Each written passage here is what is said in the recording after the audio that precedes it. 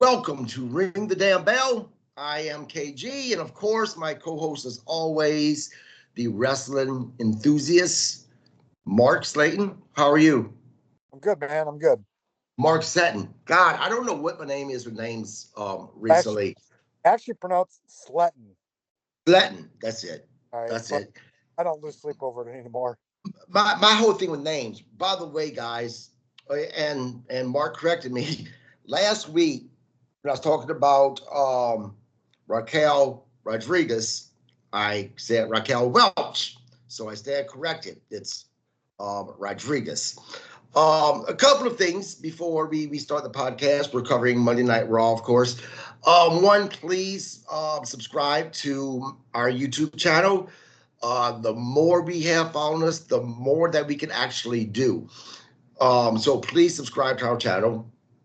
Also, I actually had a couple of people reach out and said they liked our podcast, but they both thought that I needed some type of an entrance. A instead of just starting, we need some type of a format for the show to start.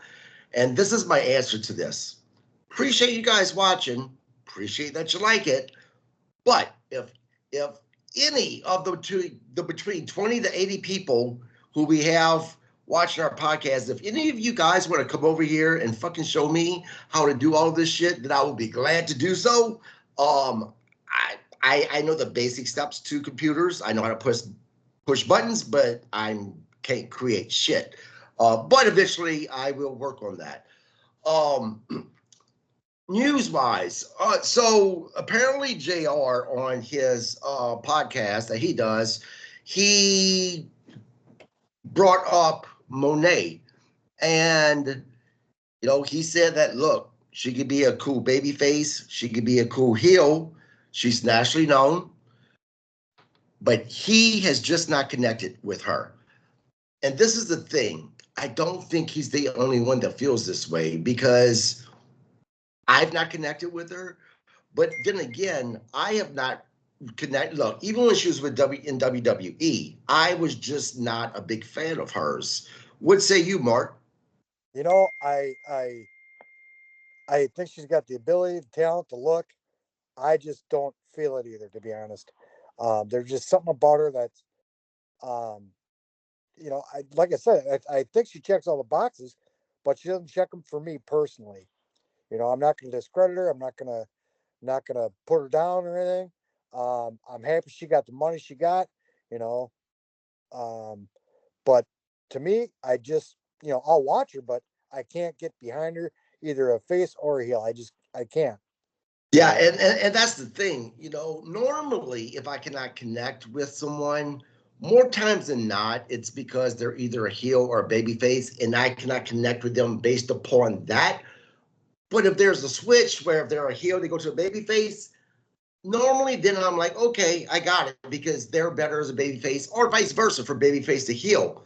We talked about this with Naomi. I think Naomi checks all the boxes. She is absolutely great. I cannot connect with her as a face. I cannot wait till they turn her as a heel. I think that she will be a fabulous heel, and I think at that point I will be able to invest in her. With Monet, though, you know, she came in as a baby face. That's about the only time she really got a pop. Within a week to 2 weeks, the crowd started booing her, so they went ahead and moved her to a heel, and I'm still not able to connect with her. So and I agree with you said, she checks all the boxes, but for me, I don't know what the issue is. here's what I see. um, I think she was a great heel in WWE. All right, I think WWE did her no justice because I think she had the woman's title like four times, and she won that one pay per view, and then she lost at the next pay per view. So it was almost like she was a one hit wonder for all her world Yeah, titles. And I don't think that did her any justice at all.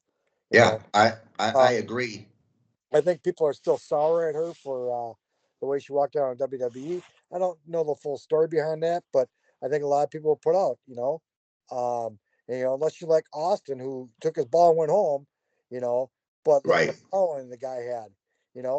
People were more forgiving for him because of because of how big his character was. Now, is Right. Sasha a character? Yeah, but she's not Stone Cold Austin level. No, no, not even close. So I think some people. But you know what? I think that's the issue. I think that people dislike her because, and I'm not talking about this being part of her character. I think that she comes across as someone who thinks that she is as big as a Stone Cold Steve Austin, right? And again, I'm not talking about part of her character in professional wrestling. I'm talking about her, the person. And I think she rubs people the wrong way with that because there's one thing there's a difference between being self-confident and just being a narcissist. And I think she walks that line a little bit. You know, what do you Well, think? when she got the paycheck she got from AEW to sign, that adds a lot to your ego. You know, I mean, whether she deserved it or not, I'm Right. for. But I'm telling you what, somebody signed me to a fat check like that. You think I'd walk with a lot more swagger? You damn right I would. Possibly. But let's get into Raw. Um, now, I tell you, to me, Raw was just the flying shits last night. Now, granted, and I don't know why. I actually just found this out. This wasn't a live version of Raw last night. This was pre-taped. Maybe that has something to do with it, but I just thought that it was boring and terrible. And I think Cody may be in trouble, and we'll get to this whenever we get to Cody coming out. Of course, we started Raw with Rhea Ripley coming out. Of course, we all know that I love Rhea Ripley, and I think everyone else does. And she came out to basically call out Rodriguez, and as well as what's her face? Liv Help me Morgan. out. Liv Liv Morgan. Morgan. God. Yeah, Liv Morgan. Sorry, guys. I am on 2 hours sleep the past 2 nights and called out Liv Morgan. Soon after she called them out, of course, we see Tiffy Stratton come out. And before Tiffy could really start talking, of course, we see Liv Morgan and Raquel Rodriguez come out and attack both Tiff and Rhea Ripley. Do you think that that is the beginning of a face turn for Tiffany? No, I think it ruined her momentum. I really do. I think Tiffany's one of them that I think she could probably be a good face, but I don't think she's ready for that yet. To be Yeah, I actually agree with that. Um, After that happens, of course, we see Rhea Ripley backstage talking to Raw's GM, and she says, "I want a match with these two women." That gets approved, but our GM tells Rhea, "But you can't do it by yourself. You have to find a partner." Rhea's like, "Who the fuck am I going to get?" Basically, right as she says that, Tiffany comes in. Um, she's says a couple of things, and then of course the GM looks at Raquel and says, "What about her?" Rhea begrudgingly says, "Fine." As Rhea walks off, Tiffany looks at the GM and says, "What's that all about?" She gets told that, "Well, you find out soon enough." What did you think about this segment? I thought it was fine. I don't think, I kind of agree with you. And I think I texted you last night saying that Raw was kind of blah. Um, Mm-hmm. and, for me personally, Tiffany could pick flowers and I'd be happy. You know, Mm-hmm. it's not about her being gorgeous or anything or voluptuous or whatever you want to look at her as. I think she checks all the boxes, period, at the end. I've stated before that I'm not really big on all these blonde haired women, but, the first time I saw her, I was like, wow, this girl's got some. And I'm not saying the first time I saw her speak, I mean, the first time I saw her in a match. And she was in NXT, so she was pretty raw. Um, you know. But no, she checks all the boxes, and like I said, she could pick flowers, she could pick her nose, she could buy a hamburger. I could care less. I'll watch Tiffany. See, and this is where I disagree with you at because she doesn't do it for me, at least not yet. Right? She's very athletic, but there's something about her that I'm not able to connect with. And on top of it, I don't think that she is ready to be put in this type of a spotlight. I just don't. I think it's too soon. I think her background in gymnastics kind of catapulted her above a lot of people. Is she lacking some skill? Yeah, a little bit, but you know what? I think she's caught on pretty well and pretty fast, and I think she does better than what people expected. But Yeah. the room for improvement, brother, we all have room for improvement. You know, Yeah, I know, but we aren't the ones that's supposed to be putting ass in chairs right now and have the cameras spotlight on us. I don't know. And like I said, perception is different professional wrestling. We see it now. You like her, you think she checks all the boxes for you. Right now, I'm struggling with her. I'm not saying that she's not going to get there, but right now there's just something lacking. But she's still very young. And I mean, she's phenomenal in the ring. She is. She has all the talent in the world. But I don't know. I don't know what it is. Maybe I need to see her go full fledged heel or full-fledged baby face instead of kind of walking that middle ground right now. I mean, she gets some boos, but the crowd for the most part likes her. I mean, they constantly chant for her.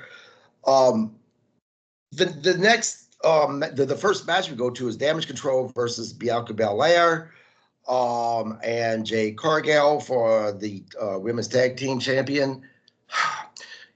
What happened in this match is the same bullshit that I keep on crying about when it comes to these baby faces winning because of outside interference. Like, what is going on with this? We've seen Jackie or Jackson, I think her name is Jakora Jackson, and Lash Legend, and we've seen them basically through distractions and then the elbow to Io Sky's face. That's what helped Jade Cargill and Bianca get the win. I mean, is it just me?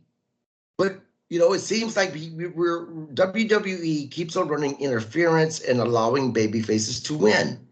I don't get it but because it leads go ahead. it leads to the story. It helps build the story because they can go to Adam Pearce and say, "Look, man, you saw what happened. We got gypped out of our match because of interference. So it builds to the story. Now, is it effective? I don't know. But it's built into the story. It gives them another opportunity to get another match down the road in the foreseeable future, whether it's Crown Jewel or Survivor Series. I don't know. Yeah, But but the problem is it makes, at least to me, it makes Jade Cargill and Bianca Belair look weak because these are two bigger women who, up until that interference, couldn't pin Io Sky and Zane or Sane. And it also takes away from the fact that Cargill and Belair are supposed to be baby faces, right? And again, maybe I criticize too much when I look into this stuff, but it bugs me because baby faces are supposed to be winning clean. We're not constantly supposed to be seeing these baby faces getting a win because of outside interference. And this very thing happened last week. I can't remember what match it was. I just personally don't like it.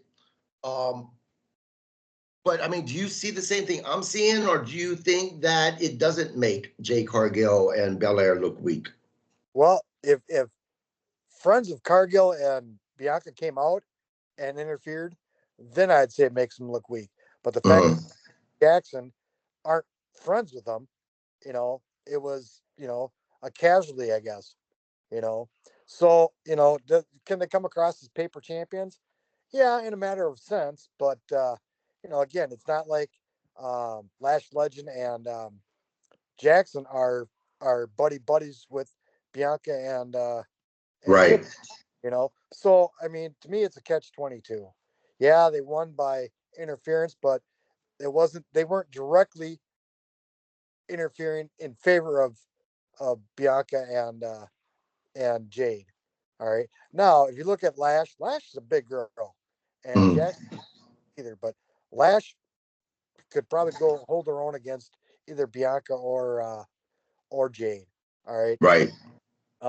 So I have no problem seeing Lash and Jackson beating um, Io Sky and her partner.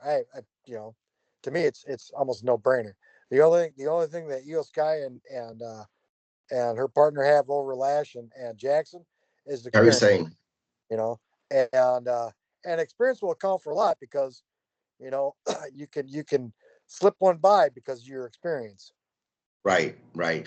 And talk about damage control. The fact that damage control even had as much offense as they did against Jay Cargill and Belair, that's something else that I don't like because these two women are so small, especially compared to Cargill and Belair, right? And they should have completely squashed damage control, but yet damage control they had a lot of offense. They did. But that's So where the experience comes in right, because both of them in damage control have more experience than Jade and Bianca. yeah, You know, right. I mean, how long's Bianca been in the business? 5 years, Also, yeah, if not longer. and Jade 3. That's Right. 7. I can guarantee you, damage control. Either one of them's got more than 7 years. Yeah. They're probably banking on 10 years by now, a piece. Right. Right. Well, we've seen the winners, Belair and Jay Cargo. Next segment, we have Brian Baker goes to cut a promo, and he basically said, "Look, I don't need my family in order for me to get where I'm at, and once they see me get to a certain level, I'm going to have their respect. Unlike the Usos, who had to get a piece of the pie when they seen their family, rising up. And then, of course, we seen Uso come out and interrupt them. Um, is this a match you want to see again? Yeah, because I want to see Braun take the title back. I'm a huge backer of Braun. I think they gave it to Jay just for a transitional period because I think Jay's going to go back to the bloodline to help out Roman. And then they're going to bring in a fourth partner for Survivor Series or whatnot. So I Right. think Jay's just a transitional guy. And, like it or not, Jay's getting a fair amount of backing from the crowd. Yep. You Oh know, yeah. Yeah. I don't mind Uso having the title. What I care about is the fact that I do think that Breaker is going to win his title back. And if that happens, then that means that this title has become, once again, the championship that just gets passed around. Like they did a great job with making this title important by having was that? Gunther. Yeah, by having Gunther hold it for so long. Um, you know, once they gave it to Braun should have held that title for a lot longer than he did, right? To make it seem like it is this prestigious, no, I Prestige. can't, prestigious title. Yes, thank you. And that only the best of the best can have this title. But instead, within a matter of a month, maybe a little bit longer, he dropped it to Jay. And now if Jay does lose it back to Braun, that means that Jay's going to have it for, barely over a month type of a thing. So if Breaker does get this title back, I really hope that they leave it on him for at least 6-7 months, if not longer. Now, if memory serves me, wasn't that title called the Working Man's title at one time? Yes. You know, um, and to be honest, I think it was meant to be. Well, I think in the '80s it was meant to be passed around a little bit more than the world title. Because Hogan had the world title. Right. But then you got the honky tonk man that had it for I don't know 2 years or something stupid.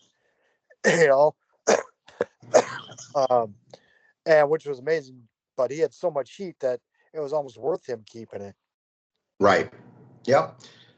Next we go to Adam Pearce and Bronson Reed talking, and Adam Pearce saying, "Look, I appreciate the fact that you have made a name for yourself in such a short time by the things that you did, even though what you did was pretty reckless.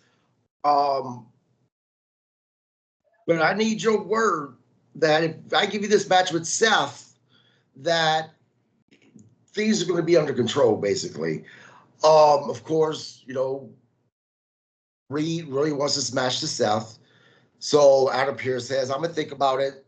Next, he goes talk to Seth Rollins, and Seth Rollins is saying, "I need this match because this is the type of stuff that keeps me at the best, that keeps me on top of my game." Now, what I found interesting was that Seth mentioned Lesnar in a roundabout way, and so did Cody Rhodes. He mentioned Lesnar. Are are those little hints that Lesnar's going to be coming back sooner than later? And do you want to see this Bronson Reed Seth Rollins match? I there's just something about Seth that I don't. He doesn't float my boat. You know, um, you know, would I like to see it? If Seth is gonna pass the torch, I guess. Yeah. Other than that, no, I'm not really enthusiastic. I mean, it's one of those, and you said this before. It's one of those monster versus, a minion. You know, I don't see how Seth, even with experience, can manhandle Bronson Reed. Right, You know, right. Bronson big, and for his size, he's too agile. You know. Now again, Seth's got the experience, so that'll help to a degree, but I just can't buy it. Yeah, I think that obviously this match is going to happen. Um, I think that they're going to put Seth over, and Bronson Reed is going to go back to being an enhanced talent because that's exactly what he was before they started to give him this little push. He lost quite a few matches, and I think that that's what's going to happen again. He's going to lose against Seth, and he's going to go right back to being barely above an enhanced talent. Next, we've seen the return of Eric and Ivar. They're going back by their old name, the War Raiders, and I don't care. Never like these guys. I don't like their gimmick. Never have. Are you high on these guys? No, I can't say him. I will give them credit. They are big, strong, powerful guys, and I don't know who's who to be honest. But the bigger guy is extremely agile for his Mhm. size. So they got the talent, but as far as gimmick, no, not a fan. Maybe back in the '80s, maybe, but Right. nope, not a fan. You know, Yeah. Yep. After this match, you've seen Cody come out, and real quick. So, like I said, this Raw was taped last night, right? And I noticed this last night before I even knew that it was taped, that it wasn't live. It seemed like they were using their audience control button because if you watch the crowd when you're hearing people chanting and for chanting Cody's name or cheering, if you look at the crowd, no one was doing anything. So it's like, these invisible people who are chanting for Cody. I think that Cody's starting to lose the crowd. I noticed that at the pay-per-view a little bit, and I think that that's why they had to do that fill-in last night because Cody's supposed to be their boy, and I think that he's already starting to lose the crowd. Do you see that, or am I just crazy? no, I think Cody's lost a little bit of his luster. um, Again, he's a smaller guy beating bigger guys that probably shouldn't be beaten. Again, the experience always plays a factor. I'll give that to a degree, but Cody could stand to lose or stand to gain 15, 20 pounds. in muscle mass. All right. Right. I think Cody's probably one of the best performers in ring, and I'll say performers, not wrestlers. I'll say performers, Right. um, because I think he can perform well. But I think a lot of his stuff, like the Cody Cutter, it's so pre-planned that it doesn't look good anymore. Yeah. When DDP did um, his what was his final move? Oh, DDP, the diamond cutter. you know, it was always out of nowhere. Well, when Cody hits that second rope, he's going for a cutter. Right. You know, Right. when Austin hit his stunner, it was pretty much out of nowhere. Randy Orton, oh my God, Right. out of nowhere. I mean, you don't see it Yeah. coming. Cody's Yeah. Cody Cutter, it's you could call it. Oh, he's hitting this second rope. Oh, it's gonna be a Cody Cutter. So there's no surprise. And to be honest, I mean, anybody with a split second timing could block that or move out of the way. Right. Right. Samoa Joe would. Yeah. Yeah. I think Cody is just over the top, too much of a baby face, and I think that we're starting to see the WWE universe not like that anymore. We witnessed it happen at AEW. It's now happening at WWE. I think that it's a matter of time before he's getting booed, and they're going to have to turn him heel. Now, of course, Gunther came out, and Gunther basically said, I respect you, and there's not too many bad things I can say about you, except you're basically a second-rate champion. Cody, told Gunther that he respected him, and he also said, that he beat the most dominant champion in company's history, talking about Roman Reigns, and I have already slain a frightened beast, talking about Brock Lesnar. Who do you predict is going to win this match at their pay-per-view? I think I think for the sake of argument, they're going to go with Cody because I don't think it's really going to hurt Gunther. Because people see Gunther as a technician. The William Regals, the Bret Harts. He's a technician. All right, so he can take a loss, whereupon Cody can't take a loss. They need Cody to get that win to keep Cody's numbers up, I guess, is the way I see it. Yeah, I agree, but I hope that it's Gunther. I don't hate Cody Rhodes, but I'm already tired of Cody Rhodes. It's kind of like knowing what you're getting for Christmas before Christmas. Yeah, that's exactly it. He's just, I honestly prefer Roman Reigns as champion than Cody Rhodes, and I am not a huge Roman Reigns fan, but I prefer him over Cody. Yeah, that's a tough call for me because I don't really care for Roman, whether he's a face or heel. Yeah. I can respect his battle with cancer. I can respect a lot of things about him, but I can't connect with Roman Reigns. I just can't. And the whole 3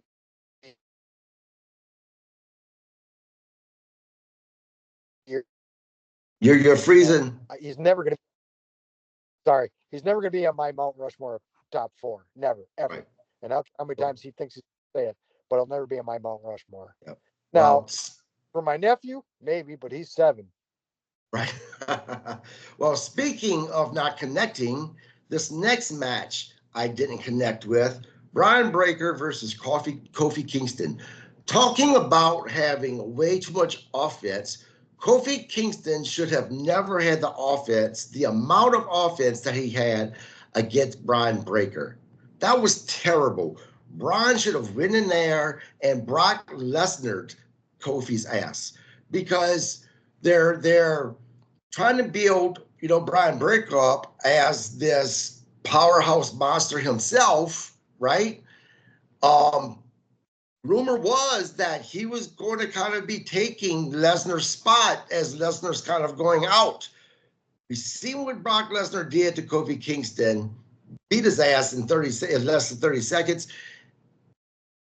The same thing should have happened between Braun Breaker and Kofi Kingston.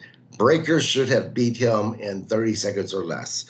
After the match, of course, Braun was still manhandling on Kofi Kingston after he pinned him. Xavier Woods came out, and then of course we seen Jey Uso come out and spear Breaker. What did you think about this match and after the match? I agree that Braun should have manhandled them, but Kofi's been there so long, they want to protect him to a degree. Um, but again, Kofi's a 205 guy to me. Braun to me is the future. Kofi's not. Um, I'll back Braun any day of the week, and Braun will be a world champion sooner than later, I think. I think it'll happen sometime next year if they don't if they want Walter to drop it or Gunther to drop the belt. All right. I Braun without a doubt is gonna be world champion. I mean he was NXT champion what 3 months into it. Yep. You know, Yep. um, and to be quite honest, I didn't know he was related. Well, I couldn't confirm he was related to a Steiner the very first time I saw him, but first time he walked out, I'm like, God damn, he looks like a Steiner. He's got his dad's built, but he's got his uncle's Yep. head. You know, Yep. and I look forward to seeing Scott's son, who's playing college football right now, join the WWE, and I'd love to see them two tag and just tear it up and knock it on. This could be, although they're not brothers, it'll be the Steiner Brothers 2.0. I agree. Now the next match is my favorite part of the night. I'm not gonna lie to you. The Miz versus R-Truth. Not because I like the Miz, but because of R-Truth. Because R-Truth came to the ring, and of course, we seen the Final Testament come out. Miz gets distracted. R-Truth rolls Miz up for the win. And then afterwards, what does R-Truth does? He celebrates with the Miz and the referee. He walks out, gives your boy from the Final Testament Nux, and of course, then they attack R-Truth and they throw him back into the ring. And then Miz hits him with the Skull Crusher finale. Now, look, I know that this is the comedy part of WWE, but, and I think we might have talked about this last week on the show, I would really love to see R-Truth in one last serious run. Give him the title, whatever title, for a couple of months, and then drop it to whomever. But I think that R-Truth deserves to have one last serious run, because when it comes to this side of WWE, you can kind of say that he's been the guy to carry the company with a lot of the comedy stuff that they like to do. And he's phenomenal. He is absolutely phenomenal. He's good on the mic. He's good in the ring. What say you? Do you think that, would you like to see one last final serious run? I think you and I talked about this, and yes, I would like to see him get a swan song. R-Truth, comedic or not, he is a talent in the ring especially for his age. I mean, the guy's early 50s. He's in. Right. I think there's a lot of guys that should have got swan songs and didn't, and because by the time they realized they should have got one, it was too late. I fall back on Steven Regal. Steven Regal was a gem in my opinion, and he never got the swan song. I'd love to see Steven Regal get back in ring one more time, but he's older than I am at this point.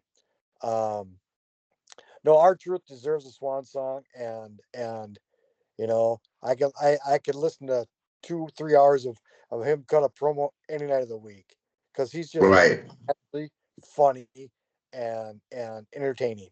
And that's what it is. It's World Wrestling Entertainment, and he is entertaining, like him or not, he is. Right. Yeah, I agree.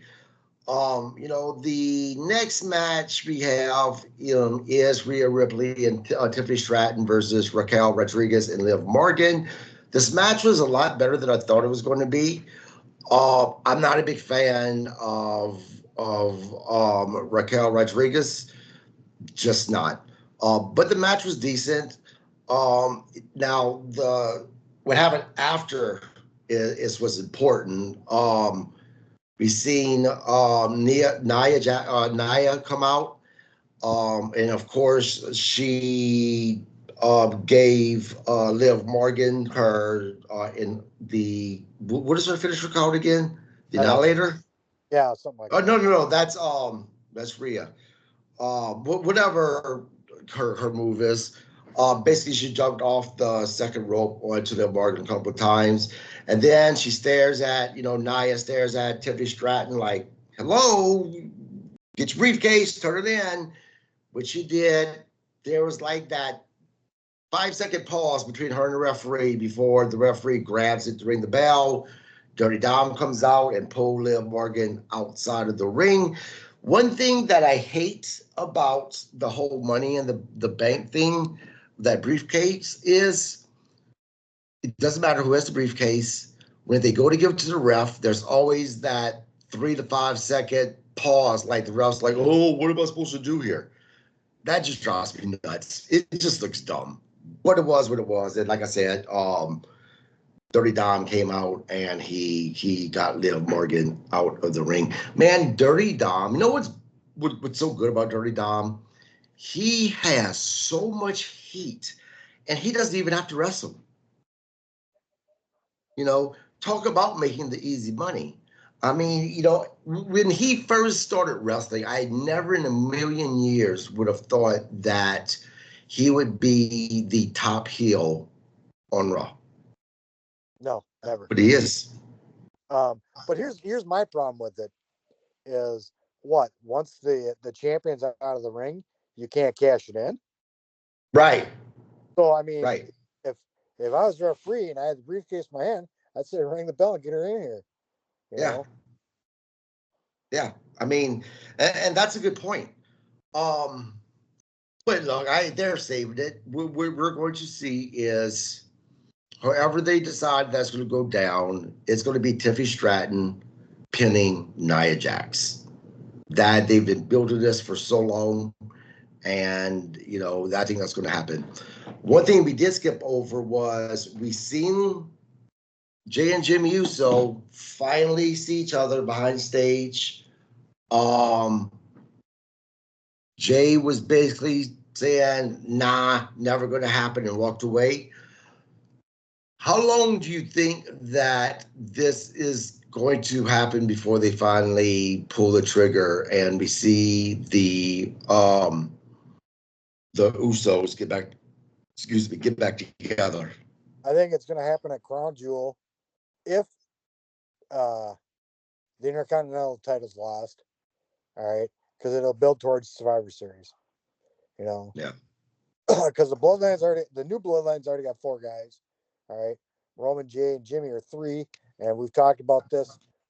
There's enough Bloodline out there to get a 4th one in there without a problem, which could possibly show up at Crown Jewel. I don't know. Right. I'm not a writer, but that's where it looks like it's leaning towards to me. But what do I know? Yeah. Something else too, going back to Kofi Kingston and Xavier Woods. Look, I like for storylines to build up, and I like those slow burns. But at the same time, when it comes to these two, pull the fucking trigger already. I'm just ready for this shit to happen because I'm having to force myself to stay interested in this storyline. Are you ready for this to happen, or do you think that they need to build it up a little bit more? Up until this point, I really hadn't given it much thought, but I think Xavier would make a hellacious heel. I really do. The guy is damn near, I think, rocket level genius level. You know, um, is it going to hurt some of his outside work with his podcast or whatnot? Yeah, it's going to hurt him a little bit, but I think he can be a heel just on I ability. agree. And this is why I want them to pull the trigger, because that we're going to have to endure the whole feud between Xavier Woods and Kofi Kingston, right? I want to get through that. I want that to get started, get done with, So we could see exactly where Xavier Woods is going to go to. Because I think that you're right. I think he will be a phenomenal heel. And I really hope that they put him in that main event type of a level. Because going back to Dominic, he is the head heel, right? The main heel on Raw. But this is the thing, and I'm just being honest. I don't think Dominic's that great in the ring. Xavier Woods, on the other hand, he's phenomenal in the ring. And if he can get the crowd to care about him enough to boo him, to actually not like him, I think that he could take Dom's place as being that top heel. And there are so many great matches with so many different of the baby faces on Raw that I could see potentially happening. Do you agree, or do you think that you're giving him too much? You know, he's not that good. I don't think he could overtake Dom. Um, I think if you crap on Rey Mysterio, that puts you in the top 5 easily. You Right. know, but Xavier being a heel, yeah, I'm excited for it. Um, I think could it be a second? Yeah, probably. Um, I whether he'd be a world title worthy, I don't know. He's definitely IC material or US champ material without a second thought, I think. Um, he's got the size,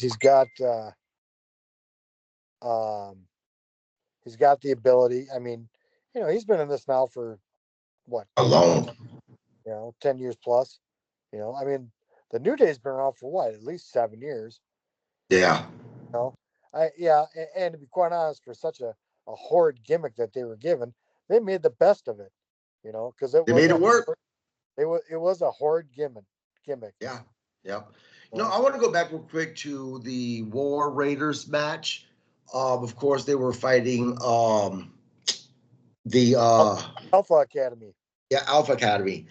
And I feel really bad for what is this, the bigger guy I don't know. from Alpha Academy, Oh, Otis. Otis. For a while there, obviously Otis has never been in that main event caliber, right? But he was definitely at that mid card and he was winning matches. And now it's like now they put him back at the bottom and now he's just an enhanced talent. There's something about Otis that I like. Don't know what. I just like him. Do you think that Otis should stay as an enhanced talent, or do you think that he should be elevated to at least that mid card and have him be successful? Um, I mean, they have him fucking tag teaming with what is it? To Jerry? yeah. Come on, really? I don't know. I think real quick. Imagine making Otis a little bit darker, wearing black, tights, whatever, and putting him with a Bronson Reed. Oh, dude. Um, yeah, and yeah, they'd be unstoppable. I mean, two guys that size, that agile, they'd be unstoppable. Yeah. But they already had Otis with a guy that was pretty big, not Bronson Reed big, but Tucker. Tucker was no small man. He was 6'5". Yeah. He was probably a Yeah. solid 80. You know, um, yeah. I'm mixed on Otis because he borders on that comic relief too. That whole caterpillar thing. Yeah, it does nothing for me. Isn't impressive for a guy that size to do that. Yeah, it is. You know, Right.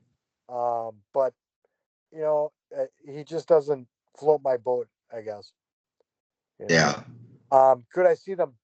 Could I see them make him a star? Yeah, I could. I mean, he's kind of like Vaderish to a degree. If they turn him a Yeah, heel, but Vader was never put in that comic role. Vader was, Leon White was always that monster. yeah, he was always intense.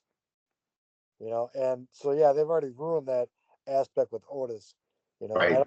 I don't think they could bring that out in Otis and have that Mm-mm. have that last for very long, I guess. But I think in order to do that, that they would have to take him off of TV for a good 6 months or so, and then repackage him. Because look, that's kind of like going back to Final Testament, right? That group should be so dominant, but they're not. They're not. Every single one of them are enhanced talents. When was the last time you seen any of them really win an important match? Right, and with the background them two guys got in the tag team, them guys should be them guys should be the next Road Warriors. Yes. To be Yes. honest, I mean, and the fact that it looks like Miz is going to be a part of them, you expect me to take them seriously with fucking Miz? And nothing against Miz, but Miz walks that line of that comic road too. yeah. Uh, And but that's a storyline where they're just gonna turn on Miz in 6 months anyhow. You know, and then I think that'll be possibly Miz's final run too. I don't know. Miz is in pretty good shape. He's gone most of his career without an injury, except for like a right. year and a half ago when John Morrison was with him. Yeah, but the problem with Miz is look how many times they've tried to push him as a face. And yeah, a couple of people cheer for him, but they just he is better as a heel. And if they have Final Testament turn on him, they're gonna try to give Miz another run as a baby face. It never works. It never works. But at the same time, I can't take a team seriously as this badass team that's unstoppable if the Miz is part of them.